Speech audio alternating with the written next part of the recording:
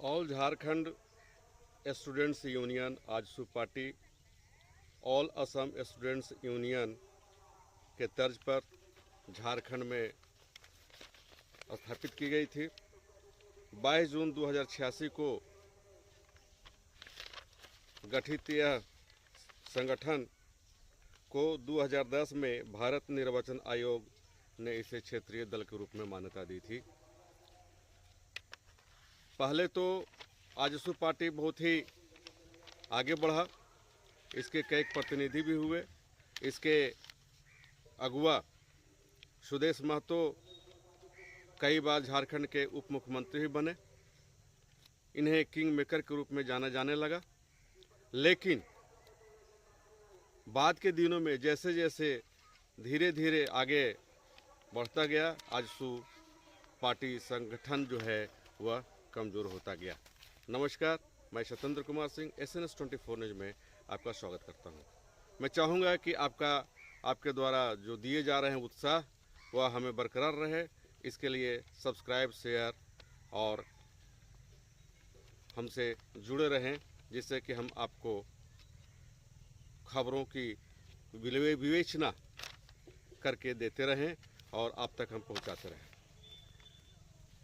बताएं कि SNS 24 news पूर्व में ही यह बता दिया था कि आजसू आंदोलन के जरिए आगे बढ़ा। आज के दिनों में वही आंदोलन से आगे बढ़ा आजसू आज अपने आप को कमज़ोर महसूस करने लगा है। यही वजह है कि पिछले विधानसभा चुनाव में 10 प्रत्याशी इन्होंने उतारे, लेकिन एक ही प्रत्याशी की जीत हुई। SNS 24 न्यूज़ ने यह भी कहा था कि आजसू पार्टी को नुकसान जयराम महतो जेल के अभी जस्ट कुछ दिनों पहले बना है, आगे आया है, उसके कारण नुकसान होना पड़ा। और यह SNS 24 न्यूज़ की जो घोषणा थी, SNS 24 न्यूज़ का जो अनुमान था, उसे सही करार दे दिया है आजसू के महासचिव, केंद्रीय महासचिव राजेंद्र मेहता ने। उन्हें आज हमारे चैनल से बात करते हुए कहा है कि अगर उन्हें नुकसान हुआ है तो उसके लिए जयराम महतो को ही हम जिम्मेवार ठहराते हैं, क्योंकि जयराम महतो ही आकर के हमारे संगठन को कमज़ोर किया है और जितना भी वोट काटा है वह सारा का सारा उसके संगठन के द्वारा ही काटा गया है। अगर वह नहीं काटा गया होता तो आज हम 8 सीट में 8 सीट पर विजय प्राप्त होते। जहाँ जहाँ भी हमें सीट कम मिली है, वहाँ वहाँ यह देखा गया है कि उसी के कारण हमें वोट परसेंटेज कम हुए हैं।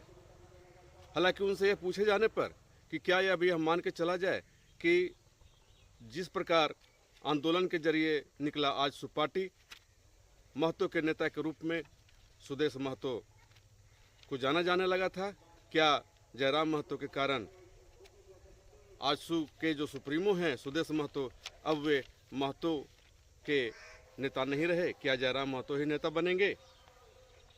अगर उसके कारण आपको नुकसान हुआ है तो स्वाभाविक तौर पे या तो आजसू को जेल कैम के साथ समझौता करना होगा, और अगर नहीं समझौता कर पाए तो उसे मिलाकर चलना होगा या फिर लड़ना होगा।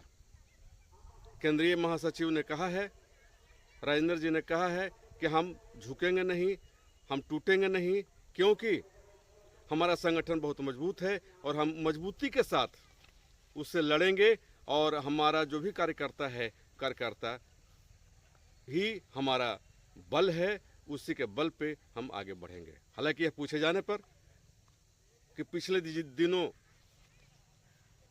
जो आपके महिला नेत्री थी नीरू भगत ने इस्तीफा देते हुए कहा था कि आपके संगठन में जो भी वरीय नेता हैं या जो भी कनीय नेता हैं उन्हें बातचीत करने नहीं आती, व्यवहारिकता उनमें नहीं है, इसे लेकर के ही हम इस्तीफा दे रहे हैं। और उन्होंने सलाह भी दी थी कि अपने नेताओं को प्रशिक्षित करें, अपने नेताओं को यह बताएं कि कैसे लोगों से बातचीत की जाती है। कार्यकर्ता को जोड़ेंगे नहीं तो आपका संगठन धीरे धीरे ऐसे ही कमज़ोर होता जाएगा। अभी तो एक विधायक किसी तरह से मिल गया है और आगे आने वाले समय में संभव है कि वह अभी विधायक नहीं होगा।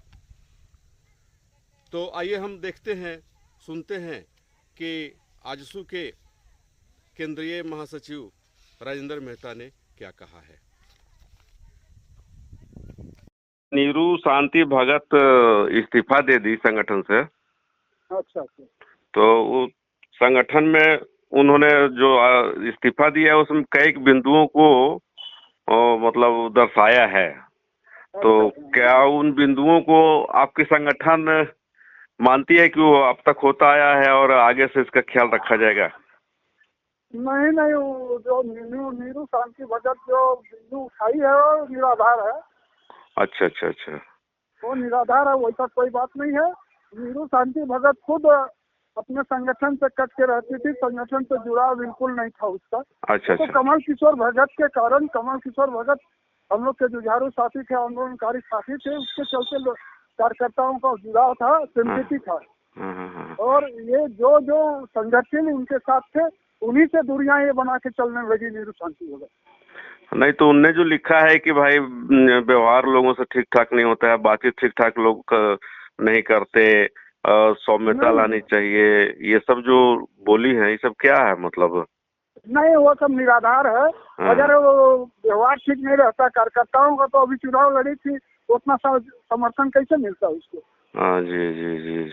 अच्छा, तो ये संगठन में इस बार जो है जितना का आपने टिकट दिया वो पाक आपको कहाँ महतो जी जो जीते मांडू से 10 को दिए थे।